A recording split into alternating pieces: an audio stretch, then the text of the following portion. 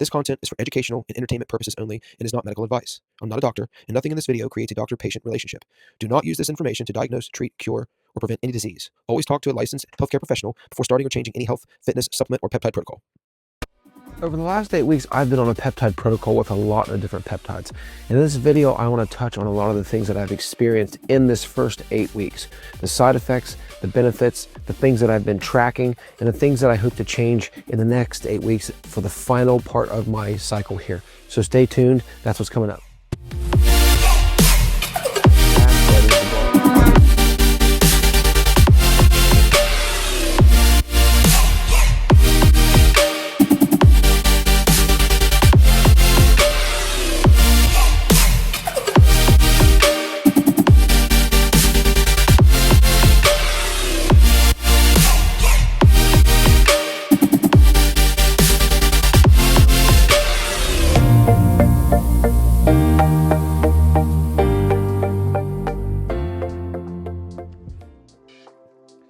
Hey, what is up? Thank you for watching the video here. So really all I'm going to do for the next few minutes is just kind of update you on what I've done over the first 8 weeks of my peptide cycle. I've been on a lot of different peptides over this first 8 weeks.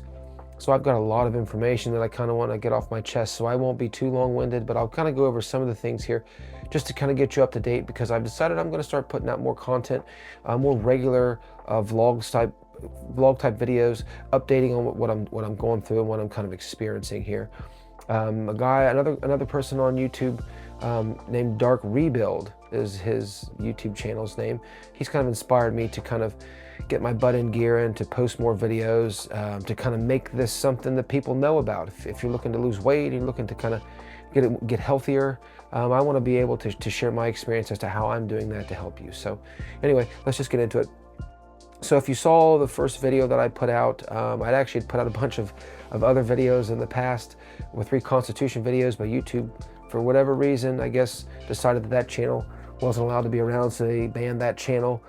So now I'm onto this channel. I'm not doing anything that I think isn't allowed outside of what other people are doing, but I'm trying to be a little more careful. So I'm going to try to make sure that this channel doesn't get taken away. If it does, I've got a personal channel that I'll just start putting this stuff out on that I know I'll be able to vlog on and won't be a big deal. So with that being said, if you watch the first video that I put out, essentially it just kind of explained the backstory as to why I started using peptides and why I've got into this journey of weight loss and trying to change what I look like on the outside. So I used to be 300 pounds about 20 years ago, was able to get down around 200 pounds and had a car crash in the early part of 2025, which then put me into some physical therapy and just kind of set me down the path of wanting to get back in shape to kind of get my health back after the accident. So that being said, if you want to watch the full overview of what I had kind of went through and why I've started the channel, what my hopes are to do with the channel, then you should just watch that video. It's one of the other ones.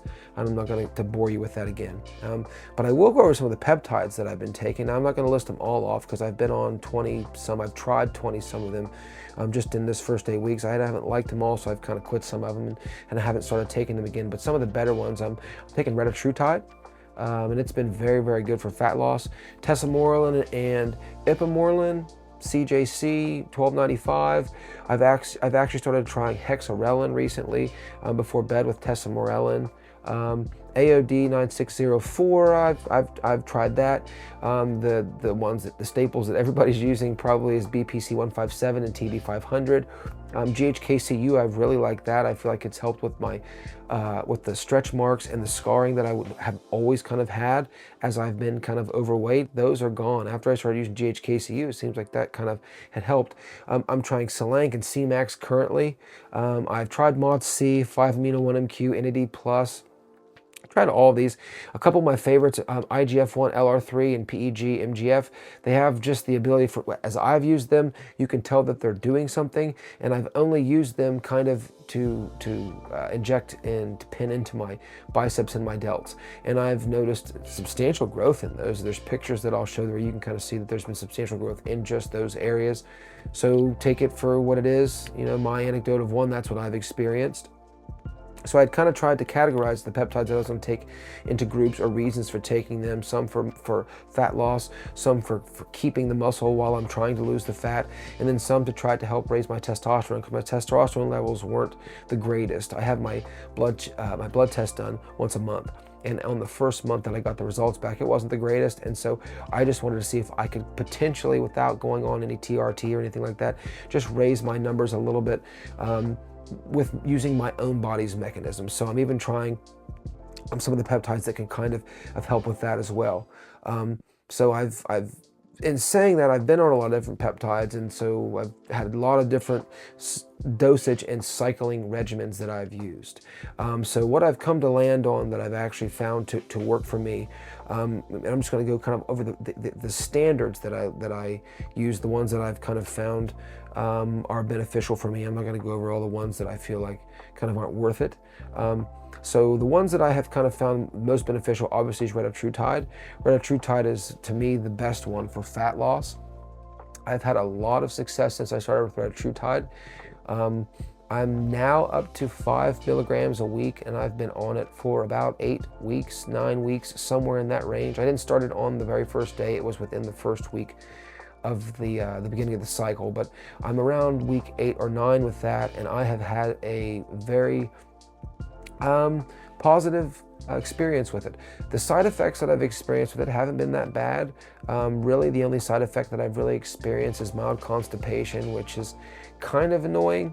But I've been able to kind of mitigate that, knowing what triggers it in my diet. Dairy triggers it a lot with me, so I use stool softeners, and I try to avoid as much dairy as I can.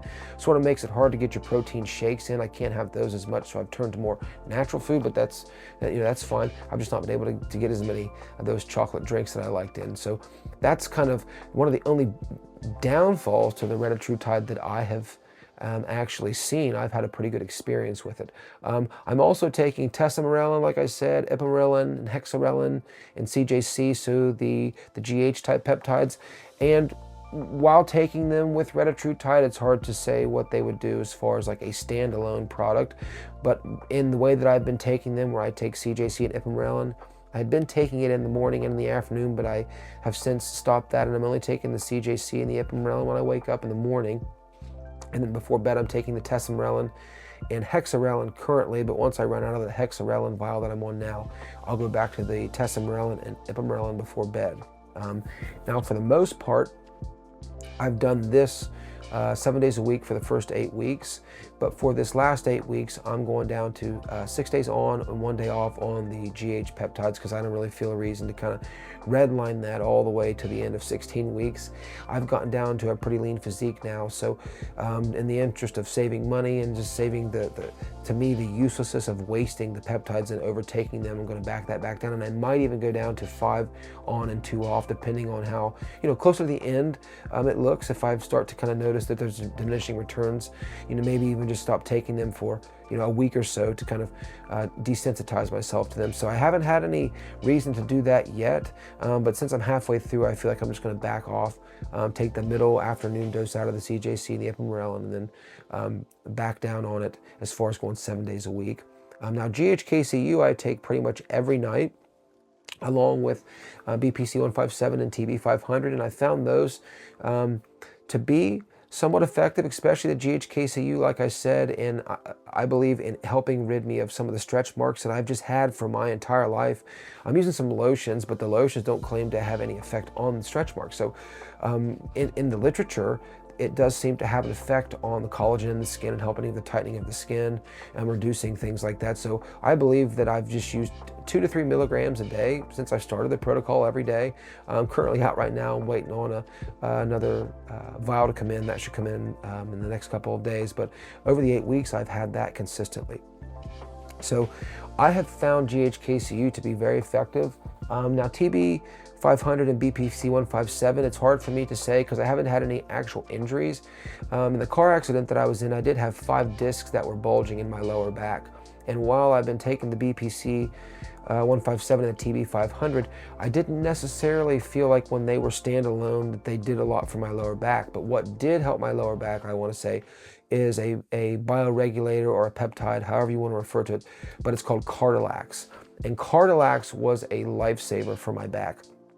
Within the first dose or two, I noticed substantial benefits in my back, as far my lower back and those lower bulging discs, where I had so much more movement in my lower spine that it was almost unbelievable. And I actually didn't want to tell my wife or my mom or my brother or anybody in my family, because I thought they would think that I was crazy. But the flexibility and the mobility that I gained in my back in just the first 2 doses that I took was almost unreal. I took a higher dose than maybe would have been recommended. I didn't ever have any issues in taking Cardilax. I took 4 milligrams a night for 20 days, and in that first 20 days of taking it, my back was like, I haven't experienced that little pain in my back for probably 10 to 15 years. Some of it outside of just the accident, but in just getting older and just pain in your back, it seems to have taken away just like lifelong pain that I had had. So if you're having any type of pain in your back, Cardilax is something that is very, very good. I know it was designed not in America, and there aren't a lot of studies that were done as far as English type studies done in English where you can read them. I think they're all done in Russian, so they've got to be translated. But it was designed for people who had problems with their back. So it's no surprise that I've found some success with it, if that is what it's supposed to do. And there's a lot of anecdotal evidence. I actually stumbled upon it through a YouTube video where another gentleman used it for his back. So it is something that seems to be, if you're having back problems, something that you might want to try. Now, another combination that I mentioned that I've tried, that I've sort of liked, is IGF-1 LR3 and PEG MGF. I've put them in my biceps and my delts regularly for this first 8 weeks. I took a little week off there in the middle, just from the break that they suggest that you take. But in the time that I've been able to use them, I will pin in each one of my arms pre-workout the IGF-1 LR3, and then post-workout IGF-1 in each arm, and then in my delt and in each bicep the PEG MGF. It's something that I found online other guys were doing, so it wasn't something that I came up with on my own. But I do have pictures that excuse me, I do have pictures, and the pictures do seem to show pretty substantial growth in my biceps.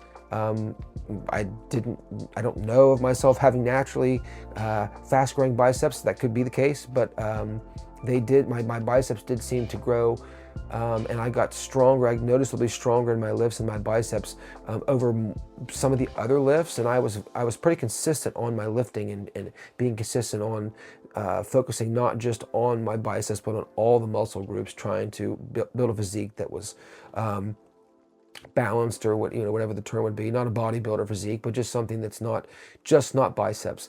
If that makes any sense. So I've taken a lot of different peptides, but those are some of the main ones that really stand out to me. A lot of the other ones, they really weren't that significant. A lot of people might have success with them, but I just kind of haven't noticed, with many of them, noticeable results. So as they kind of run out and I stop using them, maybe I'll see some lacking results on the back end, but I'm not expecting that with some of the ones that I've tried.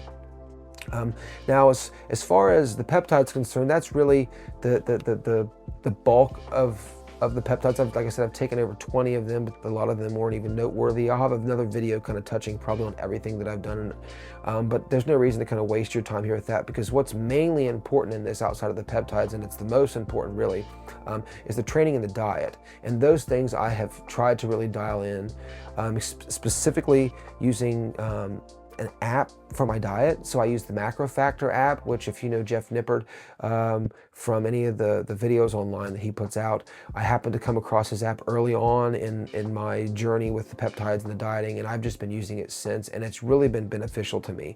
It helps me keep track of my calories. It allows me to feel confident that my weight is trending in the way that it is, because it's not always about your true weight. That within the app there's some things that show you your true weight, but then it'll also show you what they estimate your weight to be based on after you've tracked your calories and you've tracked your weight for so long. It's a very good app for helping, keeps me on track. So that was one of the big keys that's been able to help me see my success, but also my training, because since I've started this, I've not faltered on the training. I'm training normally 4 to 5 days a week. Sometimes it might only be 3 if something goes on that week, say the week of Christmas or something like that. But generally speaking, I'm about 5 days a week, is how I'm working out. And I'm trying to train similar to what you find bodybuilders would do online. So not that I'm trying to be a bodybuilder, but just the mentality that they try to bring to lifting, not just show up, do 10 reps and go home, but really trying to get as much out of each lift as I can to change my physique and build my physique in the most symmetrical and I guess pleasing way with the guys who would be, in my mind, I would be considering professionals in that specific thing. Lifting. So also though, not outside of all the lifting, I've got at least an hour I'm training, weight training, an hour and a half. But at least I try 2 to 3 times a week to get in 10 minutes of cardio. I don't want to do too much cardio. It's not one of my favorite things. And in the recovery, there wasn't a lot of cardio that I could do. Um, as far as like running or anything where there was any type of jolting to my body. So there wasn't a lot of cardio I could do. And I've just never taken to picking up a lot of cardio because I would rather put on the muscle if there is any muscle to put on and keep it instead of trying to burn it all off, which is some of the things that you read, and that you hear. Extensive cardio can kind of backfire. So I've tried to avoid that, but I want to get enough cardio in just to keep myself in somewhat shape if I've got to run or do whatever it is. So I'll do a little bit of cardio here and there. Now the tracking piece is something that's new for me. I've never actually tracked, or prior to this, I've never had blood work done. So I'm actually having my blood work done once a month. It comes from Rhythm. It comes in the mail. That should be actually coming the next day or two. I got an email this afternoon that kit was mailed out today. So I'm going to be, I'll make a video showing you exactly how that works and the steps and the process, but it's very easy. It shows up at your house. It's quick. You put it on your arm. It draws the blood. As soon as the blood's drawn, it goes into the vial, and then you text the number, and they send a FedEx truck to pick it up. In my case, it's in a FedEx truck. And the FedEx truck came and picked it up within an hour of the text message, and within 2-3 days, I believe, I had the results back. And it was sent thousands of miles to California. So I actually got the results back on Christmas Day, which weren't the best results, but they could have been worse. But that's one of the things that I'm tracking. I'm also tracking my blood sugar, and I've got the it's an eye health glucose meter. I'm gonna put it close to my face so that it'll stay in focus. But I got it on Amazon. Connects to your phone. It's been pretty nice to be able to track my blood sugar level.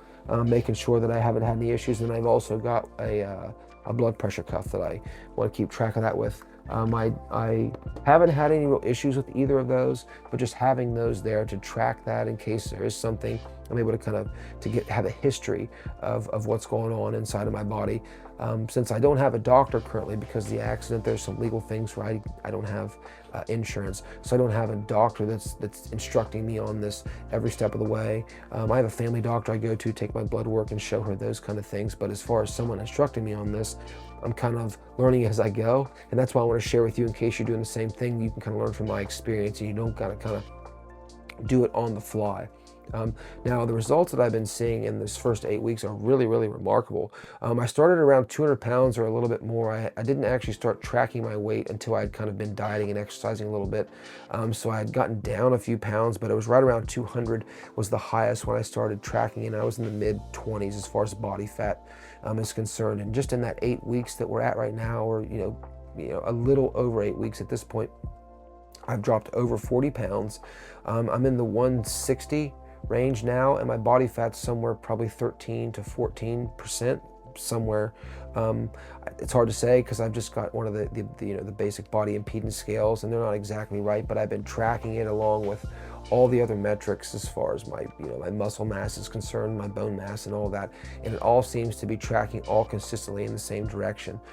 So I am going to have a DEXA scan done as I get a little bit closer to 10%. Once I feel I'm a little closer to 10%, I want to get a DEXA scan done to see kind of what I'm actually at.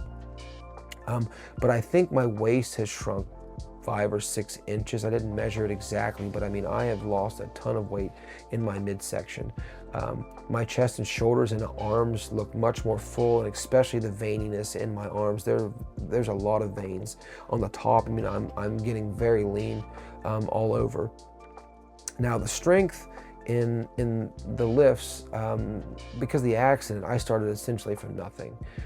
So the strength isn't like a proud point that I'm strong and lifting a ton of weights and nothing like that, but I'm getting stronger. So it's been getting close to a year now. So I'm really happy with the progress that I've made from where I was a year ago to where I'm at now. Hopefully in the next year and in the next coming years, I can build a lot more strength. But just speaking from where I was last February, I'm really happy with the numbers and the strength that I've gained in that little bit of time. Because for the first part, it was essentially just 2-pound dumbbells 3 times a week and some bands. And so I've at least progressed past that. And so I'm hoping in the next year to 2 years to really be able to actually get my real full strength back. So some of the side effects that I've had, I touched on the Retatrutide side effects, but some of the other ones that I've had, I really haven't had very many. And the only few that I really have had, side injections from GHKCU is probably one of the main ones. I have to dilute the GHKCU before I give myself the injections, or I get like a bruise feel wherever I put it. But that's really the worst of the side effects that I've had. I had one experience after I started taking hexarelin on the first dose that I felt like some carpal tunnel type feeling in one of my wrists here, but I skipped my afternoon dose of CJC and that sort of went away. Sometimes when I take the CJC, especially when I started, I would get some numbness or tingling in my hands and my feet. I didn't really necessarily get the flushing feeling, but I would get a lot of that tingliness in my hands and my feet, which, it was whatever it was. My wife asks if it makes me nervous, but it doesn't ever bother me. Hexarelin, though, hexarelin is a pretty strong one. Hexarelin makes me feel a little nauseous sometimes. Not that I'm going to throw up, but just the onset of nauseousness maybe lasts 10 or 15 minutes and then it goes away. But I do notice when I take it with tesamorelin at night, I sleep like a baby. So it does help me personally sleep. I really have liked it for that. Now the IGF-1, as I said, I liked it. There were some caveats to that, which kind of I want to touch on. So the IGF-1 has caused me 2 separate issues with my blood sugar, and they weren't necessarily anything that lingered, but they happened, so I want to touch on them. So the first one was right when I first started taking the IGF-1. My blood sugar, for whatever reason, had a huge spike and went up into the 150s and 160s for just a handful of minutes. It wasn't for very long, 10 or 15 minutes, and it came back down, and it didn't really have any other spikes after that. But there was that one time. I stopped taking it for about a week. That was the pause that I had in the middle. And then took it again and never saw any other issues until about 2 weeks ago. I took IGF-1 in the evening and did my workout and had a good workout. And then I was invited to a workout the following morning. And just for whatever reason, didn't think about the fact that I had taken the IGF-1 that night before, and the half-life's 24 to 30 hours. And I probably shouldn't have taken again the next morning. Well, within 12 hours, I took another dose, and I'm taking the 100 microgram dose, the full dose. So I took it that morning at the gym when I met my friend, and we went and did our lift. Didn't have any real issues until I got home a few hours later, and I took my Reta and CJC in the afternoon. And when I took that dose, my blood sugar just went wild. It dropped down into the 60s, and then it would spike back up into the 120s, and then back down into the 70s, then back up into the 110s, and back down into the high 60s. And so that feeling came on, and I started to notice the issues being able to see. Vision became weird. I got lightheaded. And I didn't like the way that it felt. Checked my blood sugar, and sure enough, that's how I was able to find the highs and lows. And then I could feel that once I knew when I would check it and it was low what it felt like, and when it was high what it felt like, I was able to kind of know the rest of the day, okay, it's just going up and it's going down, and it's going up and it's going down. And that lasted for maybe 12 hours or so. It lasted for quite a good amount of time. I didn't really let on to anybody that it was happening because I really kind of wanted to pretend to myself that it wasn't happening. But then after about 12 hours, it subsided. My blood sugar levels kind of came back down to the baseline. Now, another thing that I'll throw in there is that the Reta dose that I had taken that day put me to 8 milligrams for that week. So it was a mistake on the Retatrutide dosage. I wasn't supposed to actually take that, and it was just I had marked it in my journal incorrectly, and I took it. So it was probably a combination of taking the extra dose of Reta that I maybe hadn't been ready for, on top of taking too much IGF-1. And I do know that sometimes the GH peptides, so the CJC, can affect blood sugar. And I'm on a lot of those, so that could have also been something there. So I just want to mention that because it's very important not to take these peptides lightly, especially some of them like IGF-1. When you start to use them, there are serious side effects that you can have happen. And if you're not careful, they could be very detrimental to your health. And so learn from my experience. Don't be a dummy like me. Listen and try to make sure that you don't overdo things like the IGF-1. Now, my goal wasn't really just to use a bunch of peptides. My goal was to actually have them work together. So in the other video I say I decided to go all in. Essentially what I mean is, if I'm going to do them, I don't feel like one's going to, the one little effect of the one made sense just for that reason. Like AOD, if it does work, some people say it doesn't work, some people say it does. If it does work, the one little effect was going to be useless to me. So if I'm going to use Retatrutide and I'm going to use tesamorelin, then I need to use ipamorelin. And then if I'm going to go down that rabbit hole to try to raise any type of GH levels from that, I might as well do it to the maximum effectiveness that you can find online. That people are doing. And essentially, from what I was able to find, that's what I did. I was taking it, the growth hormones in the morning, the growth hormone peptides in the morning, in the afternoon, and before bed, and not in a way to try to overdo them. I tried to stay within the normal range of dosages, so I wasn't overdosing on anything. But I was staying in the normal range, maybe the middle to the high end of those ranges, and was getting the side effects of, as far as like a little bit of water retention, and like I said, the tingling in my hands and in my feet. So I knew they were doing something as I looked at what those meant. It meant that the peptides were doing their job. So I knew that they were working. And so that's why I kept just using them consistently, because I felt like it's the cumulative value of everything together is kind of what I was going for. And by the time we're at the 8 weeks now, where all of the videos that I watched and everything that I read said that I should be seeing some changes to my physique, and I'm starting to come into some of those time frames, and the things are starting to kind of fall into place. So how much they would have worked on their own, meaning tesamorelin, CJC, all those, I don't know. But I think adding them together with the Retatrutide is just really helped amplify the fat loss that I've been able to kind of get, because I've never been able to see my abs in my life, and I can actually now see defined abs in my midsection, and that's new for me. So it's something that all the exercise that I had tried in the world and all the diet pills and things I had tried in the past didn't work. The only thing that has ever seemed to work consistently with my diet and my training are these peptides. Throwing them into the mix just seems to have kind of ignited a fire in my body that has just allowed the fat to kind of fall off and my physique to kind of change, because I've never actually had arms or things that looked like this before. So something's doing it. It is the weight training, it is the dieting. I'm keeping up on the protein, I'm keeping up on the calories and all that kind of stuff. But I also know my body, and I know what I've done in the 40 years of my life, and in the time where I had a personal trainer for months. We would go to the gym a few times a week. It wasn't 4 or 5, but a few times a week. And I had my diet dialed in with him, with my macros and things like that. This was years ago, before we had all the apps on the phones. But I could never get lean. I could never really, and then I'm discouraged and I quit, and then I get fatter. And that was the pattern, one of those. And so this is the first time where I've been able to kind of really make a chunk and a dent in it, and visually see, man, I am making some progress. And so that is what I want to be able to provide you with, this information, is so that you can just kind of get from point A to point B a lot quicker than doing all the research and wasting all the money on the peptides that were useless and didn't work. If I've mentioned it in this video, it may be worth a try, because I have found at least some usefulness in them. but not all the ones that I've tried have been useful. So the last 8 weeks, like I said, I'm just gonna shrink up what I'm taking, fewer GH peptides. The schedule, the cycle is going to go down, maybe 6 on, 1 off, 5 on, 2 off, something like that.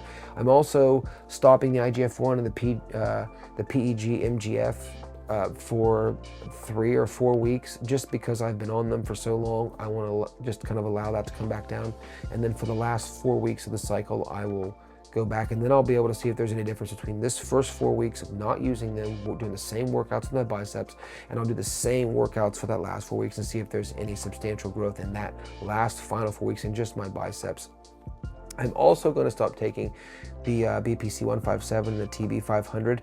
Now that I don't have any injuries, I'm not injured in my shoulders, or I'm not injured anywhere as far as that's concerned, I'm going to stop taking those and see if there's any benefit to not taking them. I know a lot of people only take them when they're injured, and I had felt like since I was in my accident, I was kind of injured, so I had been taking them since I've started, but I don't feel like they're doing anything for me at this point as far as pain reduction, or I'm not having any benefit from those two, so I'm going to stop taking those.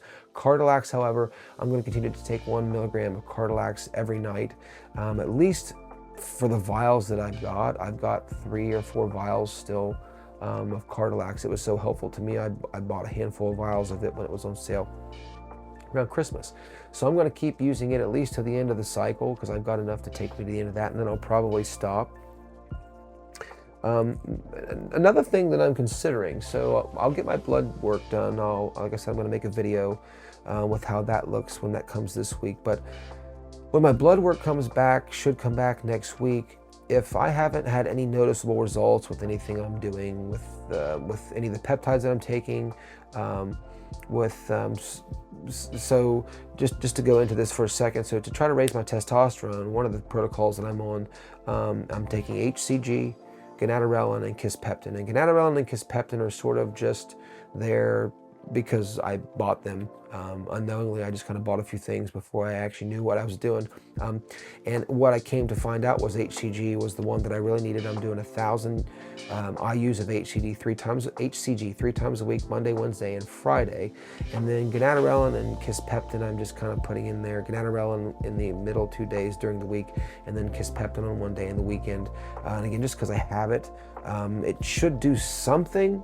That's the theory, but I don't know. My testosterone level was kind of low, so it was just to me, the best way to attempt to try it that I had found at that point. But there is something else that I'm considering trying. So when my test results come back, we'll see what they are. If my testosterone is raised at all, a little bit, substantially, we'll see what that looks like. I'll continue with the HCG, ganadorelin, and kisspeptin option. But if it hasn't done anything, if it's gotten worse, if my numbers have gotten worse, then I think what I'm going to do is I'm going to try to go with enclomiphene and MK677. After watching a lot of videos, a couple guys on YouTube, I think that is, especially like Greg Doucette, he is all for TRT, but he's even got videos now that are saying like enclomiphene could be maybe used before you try TRT. And I don't want to go right on a TRT. I'm only 40. My testosterone levels weren't that low to where, I mean, I'm not in the sub 100 levels. So if there's a way for me to be able to save that and not have to go on to TRT, where from what I understand, you could just stop enclomiphene and there would be essentially no, the same effects wouldn't be what you would get like when you stop TRT. So that is going to be a consideration that I'm going to make after I get my blood results back this time. We'll kind of determine if it's even worth continuing on with the HCG route, or if I'm just going to kind of scrap that and just kind of go with enclomiphene and MK677. So far in this 8 weeks, that's where I'm at. That is the full good and bad of everything that I can think that it brings you up to speed where I'm at with things that are important. You know, I have a lot of things in a journal that I've been keeping that are essentially useless to you, but this is just the most important of those things. So for the last 8 weeks, I'm hoping to see just as good of results as I did for the first 8 weeks. I hope that things don't slow down as far as fat loss. I have noticed here in the last maybe week or so, a reduction in the amount of weight that I'm losing. I've picked up my calories just a little bit, 200-300 calories maybe a day. So I've not really picked my calories up that much. So I think I'm getting to the point where I'm getting lean and my body's maybe starting to fight back on wanting to get rid of fat. I don't know. I've never actually been lean like this before. So this is the first experience that I've ever had with my body being like this. So I'm trying to keep my calories 2,000, 2,200 calories, maybe a little more, maybe a little less, depending on how I feel that day. But I'm trying to make sure that I keep enough where I'm eating enough. I'm getting enough, 1 gram of protein per pound of body weight. So I'm trying to get 150, 160 grams of protein in if I can. That's been sort of hard with the issue not being able to drink the protein shakes, but I'm trying to make it work. So with that being said, that is, I think, everything that I can think of that at least brings you up to speed. So I'm going to try to start making weekly, daily updates with what I'm going through and what I'm experiencing. I think that's going to help me stay a little more accountable for this last 8 weeks. I need something to keep me accountable, and just having the peptides around isn't seeming to have that effect like it was for the first 8 weeks where they were kind of new and cool. So I want to have some way to stay accountable to myself and some people to stay accountable to who are kind of watching, who are going to call me out on being a lazy bum. So I'm going to try to keep up with some more videos, put out some more content of things that'll be more helpful to you, not just, like I said, reconstitution videos or me blabbering, probably like I did here for over 30 minutes. And if you're still watching, thank you for sticking around. I hope that it was helpful for you. If it was helpful for you, it'd be great if you give the video a like, subscribe to the channel. I'm putting a lot of time into this, so it's nice to know that it's at least going to be helpful to somebody. And if you subscribed, at least I know that it was helpful. So again, I appreciate you for sticking around. Thanks. We'll see you in the next one.